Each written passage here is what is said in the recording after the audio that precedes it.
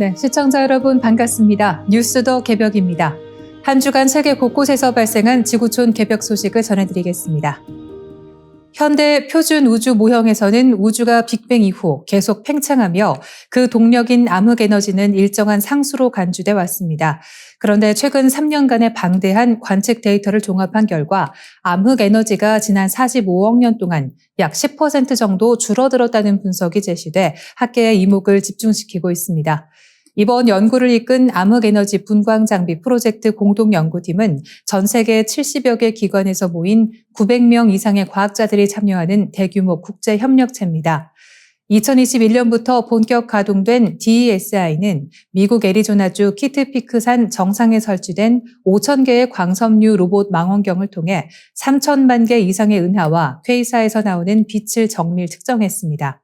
특히 우주 초기 중입자가 일으킨 파동, 중입자 음향 진동을 우주자로 삼아 은하 분포 패턴과 팽창 속도를 추적해 왔습니다. 표준 모형에서 암흑에너지는 변치 않는 값으로 설정돼 시간이 흐를수록 우주의 팽창 속도가 가속된다고 예측됩니다. 그러나 DESI 관측 결과 암흑에너지 밀도가 지난 45억 년간 약 10% 줄었다는 분석이 나오면서 암흑에너지가 상수가 아닐 수도 있다는 가설에 무게가 실렸습니다. 실제로 그렇다면 우주는 이전 예측만큼 빠른 속도로 가속되지 않는다는 뜻이며 우주 진화 이론 전반을 재검토해야 할 가능성도 열립니다. 연구팀은 이미 지난해 1년치 데이터를 토대로 암흑에너지가 변할 수도 있다고 시사했는데 이번에는 관측량이 훨씬 많은 3년치 자료를 통해 이를 더 뒷받침했습니다. 물론 아직 표준 모형을 완전히 뒤엎을 정도의 확실한 증거는 아니라는 것이 연구진의 입장입니다. 앞으로 7년간 추가 관측을 진행한다면 암흑에너지가 과연 변동하는지, 그렇다면 그 원인이 무엇인지 한층 분명해질 것으로 기대됩니다. 한편 2023년 발사된 유럽 우주국의 유클리드 우주망원경과 올해부터 본격 가동될 칠레 베라루빈 천문대 역시 우주의 팽창과 암흑에너지의 비밀을 밝히는 데 큰 역할을 할 전망입니다. 이들이 DESI와 함께 축적한 데이터를 바탕으로 암흑에너지의 성격이 규명되면 우주론의 패러다임이 바뀔 수 있다는 기대감도 나오고 있습니다. 최근 한 온라인 리포트에서 한국이 경제협력개발기구, 즉 OECD 회원국 가운데 가장 스트레스를 많이 받는 나라로 선정돼 큰 관심을 받았습니다.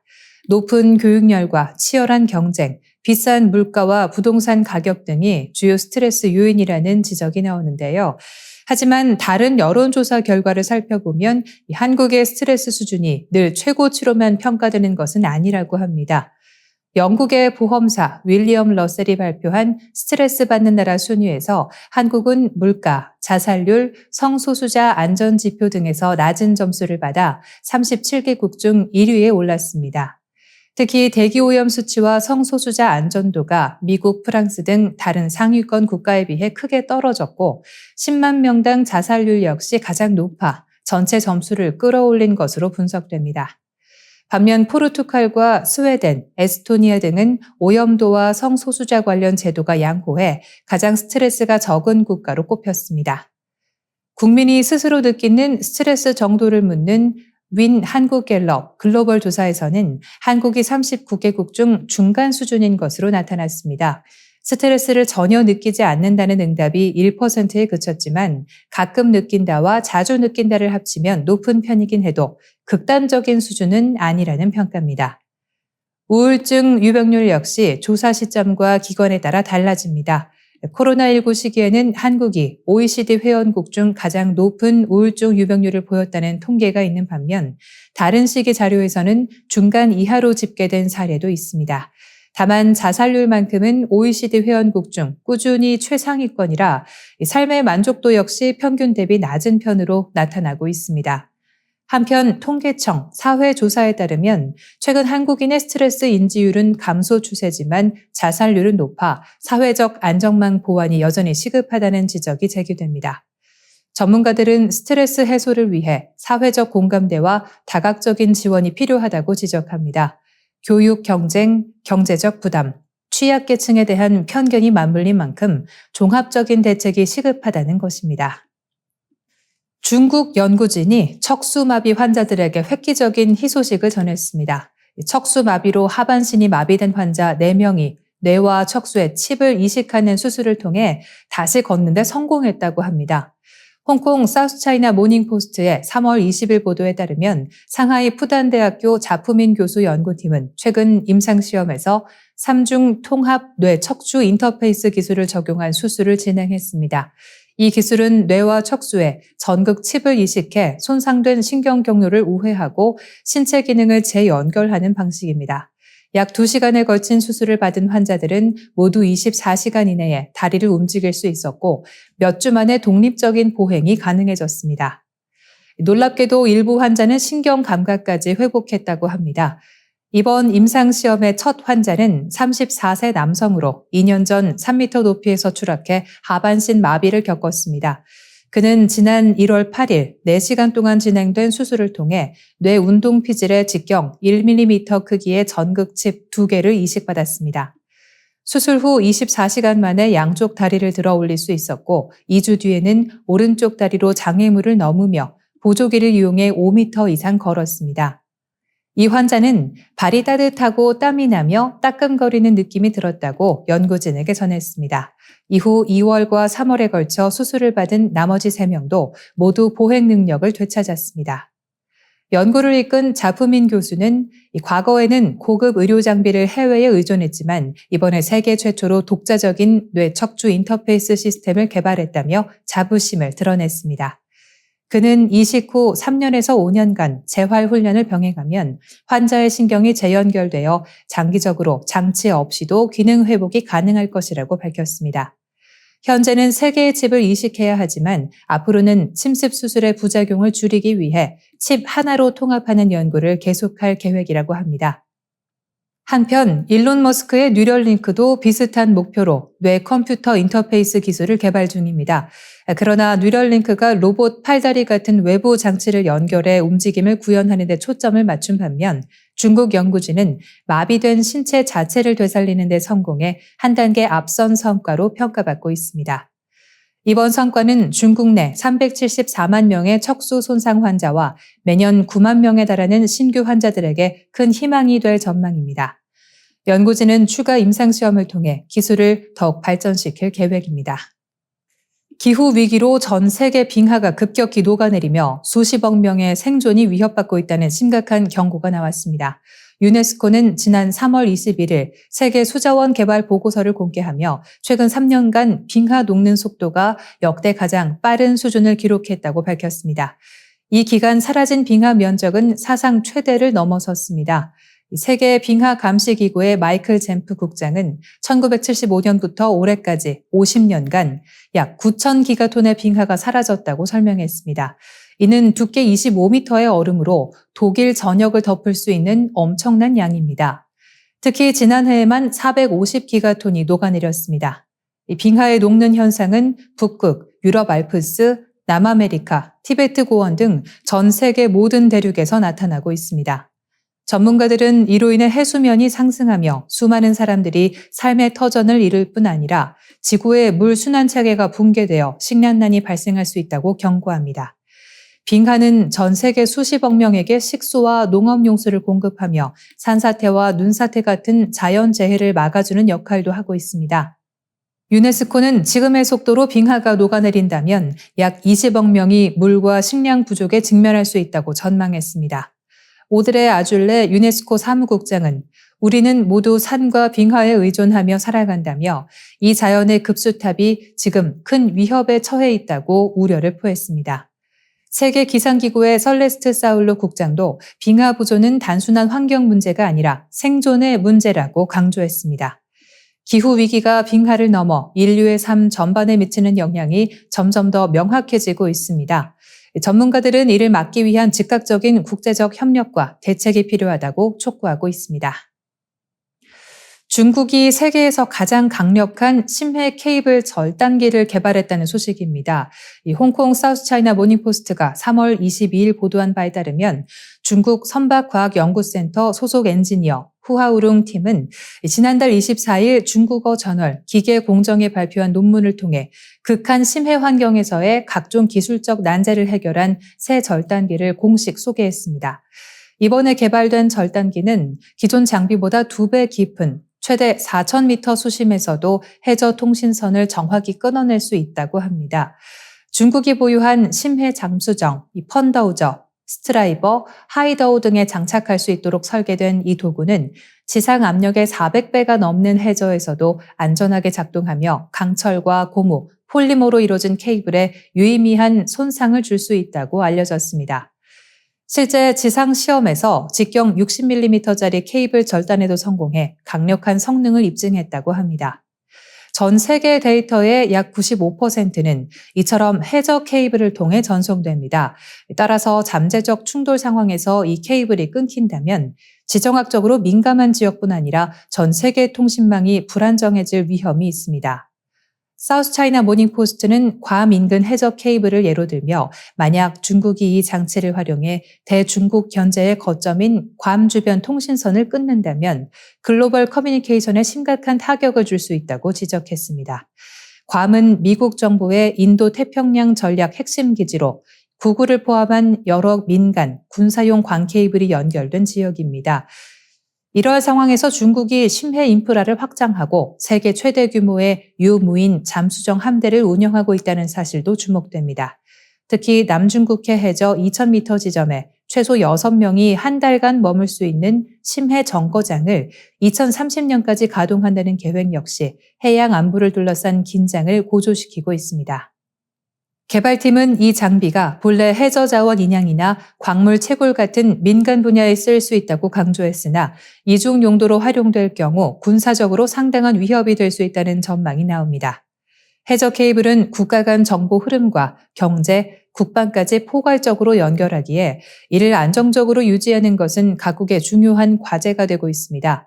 특히 이번처럼 핵심 자산을 공개적으로 내세운 사례는 전례가 드물어 관련 분야 전문가들의 관심이 더욱 쏠리고 있습니다. 중국의 심해 기술력 부상이 계속되는 가운데 세계 각국은 해저 케이블 보완을 위한 공동 대응 방안을 마련해야 한다는 목소리가 커지고 있습니다. 매일 깨끗함을 유지해야 할 주방에서 정작 우리가 자주 사용하는 수세미가 세균의 온상이 될 수 있다는 소식입니다.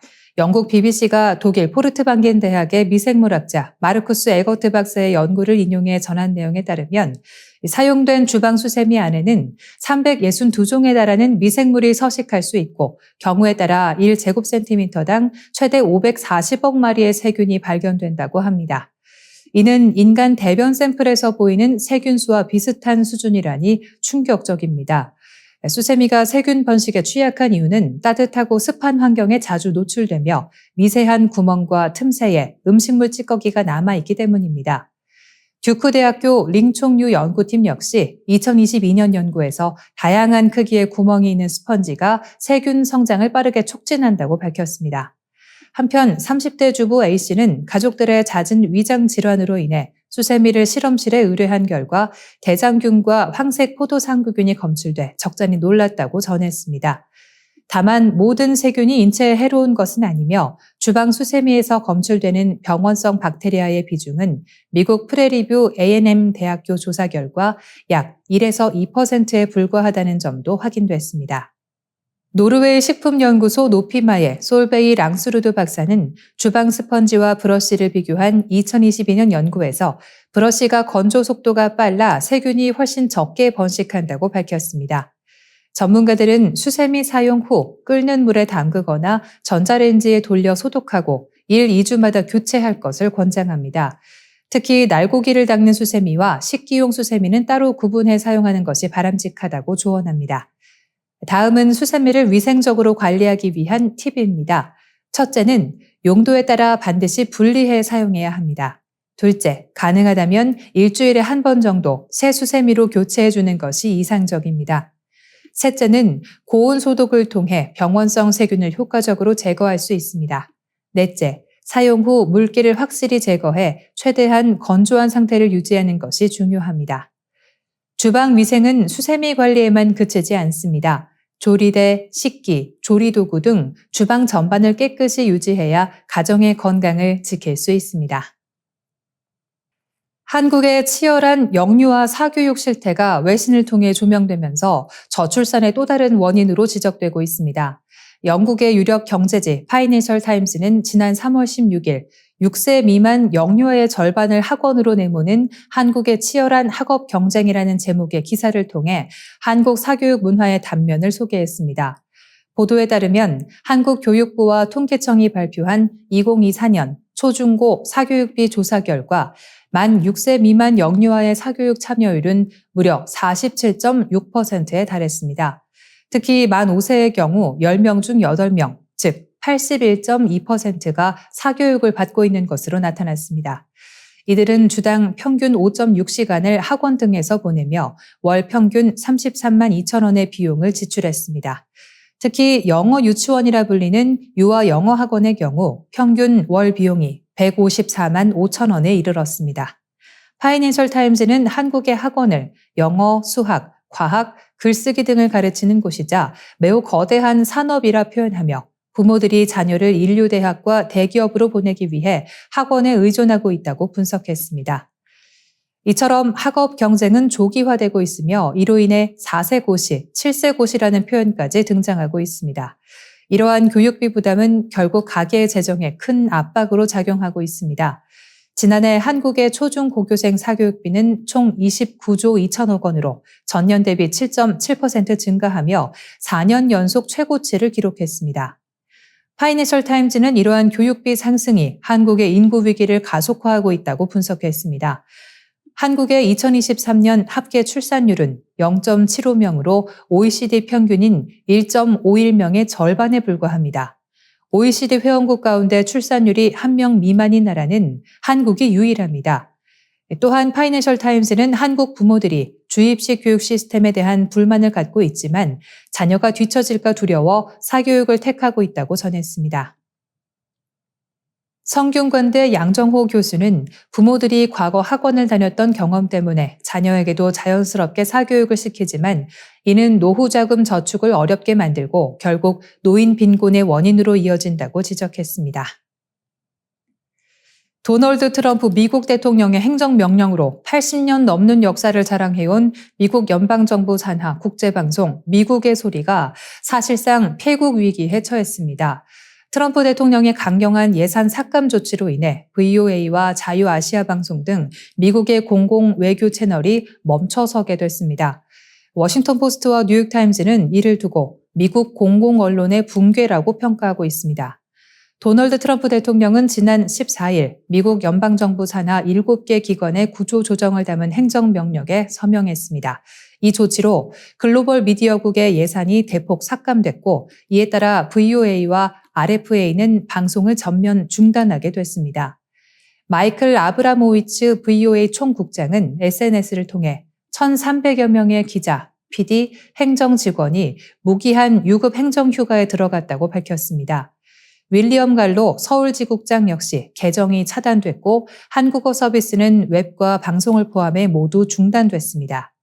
워싱턴 포스트는 이를 두고 트럼프 대통령이 2차 세계대전 중 설립된 VOA를 사실상 해체했다고 평가했습니다. VOA는 독재 정권 아래의 주민들에게 세계 소식을 전하고 자유민주주의 가치를 전달해온 미국 외교의 핵심 매체였습니다. 뉴욕타임스는 VOA 기자들의 말을 인용해 이번 조치는 사실상 폐국과 다름없다고 전했습니다. 트럼프 대통령은 임기 초부터 VOA를 비판해왔으며 최근엔 극우 성향의 인물 카리 레이크를 특별 고문으로 임명해 공영 언론 장악 시도라는 논란도 일었습니다. 한편 RFA는 이날 연방정부의 보조금이 끊겼다며 조용한 사무실 사진을 공개했습니다. VOA는 한국어, 페르시아어, 아프가니스탄어 등 약 50개 언어로 3억 6천만 명에 이르는 청취자에게 방송해 왔으며 특히 북한과 이란, 중국 등 언론이 통제된 지역에 세상의 창 역할을 해왔습니다. 트럼프 행정부의 이번 조치는 단순한 예산 삭감을 넘어 미국이 오랫동안 유지해온 세계 민주주의의 전파라는 가치를 훼손하는 결과로 이어질 수 있다는 지적이 제기되고 있습니다. 특히 북한의 민감한 반응과 탈북민 기자들의 활동으로 상징되던 VOA와 RFA의 한반도 역할도 큰 타격을 받게 됐습니다. 내년부터 일본의 고등학생들이 사용하게 될 사회교과서 대부분에 독도는 일본 고유의 영토라는 주장이 새롭게 들어갔습니다. 지난해 중학교 교과서에서 같은 주장을 실은 데 이어 고등학교 교과서에도 이 같은 왜곡된 내용이 포함된 것입니다. 일본 문부과학성은 최근 고등학교 교과서에 대한 검정 결과를 발표했습니다. 지리, 역사, 공공 등 사회과 교과서 총 34종이 검정을 통과했는데 이들 교과서 대부분이 독도를 다케시마로 표기하며 일본의 고유 영토라고 주장하고 있습니다. 일부 교과서에는 당초 이런 표현이 없었지만 검정 과정에서 수정되어 포함된 경우도 있었습니다. 이는 일본 정부가 초등학교와 중학교에 이어 고등학교 교육에서도 독도 영유권 주장을 본격적으로 주입하려는 의도로 풀이됩니다. 이뿐만이 아닙니다. 일제강점기 강제징용과 위안부 문제에 대해서도 표현을 축소하거나 모호하게 바꾸는 방식으로 역사를 왜곡한 사실이 드러났습니다. 예를 들어 한 교과서는 한반도에서 일본으로 연행된 조선인이라는 표현을 사용했다가 검정 과정에서 연행을 동원으로 바꿨습니다. 또 다른 교과서에서는 과거 사용했던 징용이라는 단어를 아예 삭제했습니다. 위안부 문제 역시 군시설에서 일한 여성이라는 식으로 애매하게 서술됐고 구체적인 설명 없이 보상 문제만 언급하는 식으로 서술을 피해갔습니다. 이에 대해 우리 외교부는 강하게 항의했습니다. 외교부는 일본이 자국의 역사관에 따라 과거사를 왜곡한 교과서를 승인한 것에 대해 깊은 유감을 표명하며 즉각적인 시정을 촉구했습니다. 이재용 외교부 대변인은 역사적 사실을 왜곡하는 고등학교 교과서를 검정 통과시킨 데 대해 깊은 유감을 표한다며 일본 정부에 항의의 뜻을 전했습니다. 외교부는 미바이 다이스케 주한 일본 대사관 총괄 공사를 초치해 이 같은 입장을 전달했습니다. 일본의 역사 왜곡 시도가 반복되는 가운데 향후 한일 간 외교 관계에 어떤 영향을 미칠지 주목됩니다. 월스트리트 저널이 중국이 대만을 군사적으로 봉쇄해 항복을 받아낼 준비를 마쳤다며 예상되는 작전 시나리오를 3월 23일 보도했습니다. 미국과 대만의 군사 전문가 분석을 토대로 월스트리트 저널은 중국의 대만 봉쇄가 공격, 포위망 구축, 공백 채우기, 외부와의 차단, 사이버 고립화 등 5단계에 걸쳐 진행될 것이라고 예측했습니다. 첫 단계는 대규모 공습입니다. 중국은 전투기, 헬기, 드론 등을 대거 투입해 대만의 군사시설과 항구, 공항, 에너지 인프라 등을 타격할 것으로 보입니다. 중국은 약 1,900대의 전투기, 500대의 폭격기를 보유하고 있으며 대만을 공격할 수 있는 미사일도 3,000기 이상으로 추산됩니다. 이어 중국 군함들이 대만 주변을 선회하며 포위망을 형성합니다. 항공모함 전단은 제15 함재기를 탑재하고 대만 남동쪽 해역에 배치되어 미군 개입 가능성에 대비합니다. 중국은 현재 370척 이상의 군함을 보유해 세계 1위이며 2030년까지 425척으로 증가할 것으로 전망됩니다. 특히 세 번째 항공모함인 푸젠함의 실전 배치도 서두르고 있습니다. 세 번째 단계에서는 중국 해안경비대와 해상민병대 선박이 군함과 대만 해안 사이의 공백을 메우게 됩니다. 잠수함들은 대만 주요 항구에 기뢰를 설치해 상선의 접근을 차단합니다. 법집행 선박들은 해상에서 검문 검색을 통해 에너지와 식량 공급을 차단하며 대만에 입항하는 해운사를 중국 항구 출입 금지로 압박할 것으로 보입니다. 또한 중국 화물선들이 해저 닻을 끌며 대만과 외부 세계를 잇는 12개의 해저 케이블을 끊는 방식으로 통신을 차단하려 할 수 있습니다. 동시에 대만의 군 지휘부와 금융 시스템을 표적으로 한 사이버 공격도 전개됩니다. 중국은 이미 지난해 10월 군용기 125대를 동원해 대만 포위 훈련을 실시한 바 있습니다. 이 훈련은 해상 및 육상 공격, 항구 봉쇄 등을 포함한 전투 준비로 해석됩니다. 대만은 석유, 석탄, 천연가스의 96%, 식량의 70%를 수입에 의존하고 있어 봉쇄에 극히 취약한 상태입니다. 월스트리트 저널은 대만 침공은 전투 경험이 없는 중국군에게는 큰 도전이라며 봉쇄는 시진핑 주석이 택할 수 있는 가장 강력한 군사 옵션 중 하나라고 분석했습니다. 또한 중국의 봉쇄는 대만의 군사적 대응과 미국의 방어 개입 여부를 시험하게 되며 유럽 국가들의 대중 제재를 유도하는 전 세계적 위기를 초래할 수 있다고 전망했습니다. 이스라엘이 팔레스타인 무장정파 하마스와의 교전을 재개하며 가자 지구를 완전히 점령하는 계획을 수립한 것으로 알려졌습니다. 이는 2005년 평화협정에 따라 철수한 지 20년 만의 움직임으로 해당 지역의 불안정성이 크게 고조되고 있습니다. 영국 일간 파이낸셜 타임즈는 3월 24일 이스라엘군이 가자지구 재점령을 위한 구체적 계획을 마련하고 안보 내각의 최종 승인을 기다리고 있다고 보도했습니다. 해당 계획에는 하마스를 소탕하고 가자지구에 대한 실질적 통치를 이스라엘이 직접 수행한다는 내용이 포함됐습니다. 특히 이번 작전은 과거 진입, 공격, 철수를 반복하던 방식과는 달리 장기 주둔을 염두에 두고 있어 점령 이후 통치까지를 목표로 하고 있는 점이 특징입니다. 일부 예비역 장성은 파이낸셜 타임즈에 이번 작전은 완전히 새로운 전투 방식이며 수개월간의 준비 기간을 통해 점령과 통치 계획이 진행 중이라고 전했습니다. 더불어 가자지구 대부분의 주민 약 220만 명을 지중해 연안의 좁은 인도주의 구역으로 강제 이주시키고 이들에게 식량 원조만을 제공하는 방식도 논의되고 있습니다. 이스라엘은 하마스의 개입을 차단하기 위해 국제기구를 배제한 직접 배급 방안을 검토 중인 것으로 알려졌습니다. 이번 계획의 추진에는 도널드 트럼프 미국 대통령의 지지 배경도 작용하고 있습니다. 전임 바이든 대통령이 두 국가 해법을 강조하며 가자지구 점령에 반대했던 것과 달리 트럼프 대통령은 가자 재건이라는 이름 아래 이스라엘의 군사 정치적 행보에 힘을 실어주고 있습니다. 이에 따라 미국의 외교 기조 변화가 중동 정세에 중요한 변수로 작용하고 있다는 분석이 나옵니다. 그러나 이 같은 재점령 계획은 국내외에서 강한 반발과 인도주의적 비판에 직면하고 있습니다. 200만 명이 넘는 인구를 기존 터전에서 강제로 이주시켜 식량 원조에 의존하도록 하는 것은 국제법과 인도주의 원칙에 위배된다는 지적입니다. 또한 이 같은 압박이 오히려 가자 주민들의 반감을 키워 하마스의 세력을 되레 강화시킬 수 있다는 우려도 제기되고 있습니다. 실제로 파이낸셜 타임즈는 이 계획의 실행에는 최소 4개 전투 사단이 필요하고 그간의 병력 손실을 고려할 때 이스라엘군의 실행 역량에 한계가 있다고 분석했습니다. 더욱이 하마스의 잔존 세력과의 게릴라전, 국제사회의 반발 등을 고려하면 장기적인 안보 부담 역시 적지 않을 전망입니다. 독일의 유력 시사주간지 슈피겔이 최근 도널드 트럼프 미국 대통령의 외교 정책에 대해 강도 높은 비판을 제기하며 미국은 이제 적이라는 강경한 표현을 사용해 유럽의 전략적 자율성 확보를 촉구하고 나섰습니다. 슈피겔은 3월 10일자 인터내셔널판 사설 트럼프 대 유럽, 미국은 이제 적이 되다라는 제목을 통해 트럼프 대통령이 수십 년간 유지되어 온 기존 세계 질서를 파기하고 있으며 동맹에서 점차 이탈하고 있다고 지적했습니다. 이에 따라 유럽은 더 이상 미국의 안보 우산에 의존할 수 없으며 스스로를 방어할 준비를 갖춰야 한다고 주장했습니다.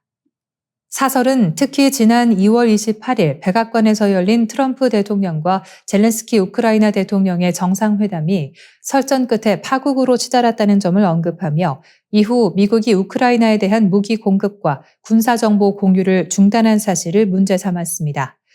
이 같은 조치는 러시아를 견제하기보다는 우크라이나를 궁지로 몰아넣는 것이며 유럽 전체에 실존적 위협을 가하는 새로운 현실이라며 경고했습니다.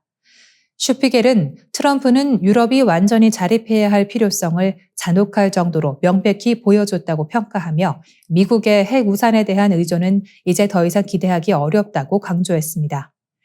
미국과의 동맹 관계에 있어 근본적인 파열이 일어나고 있으며 이전까지는 미국의 군사적 지원에 대해 의심의 여지가 없었지만 그 시대는 끝났다고 단언했습니다.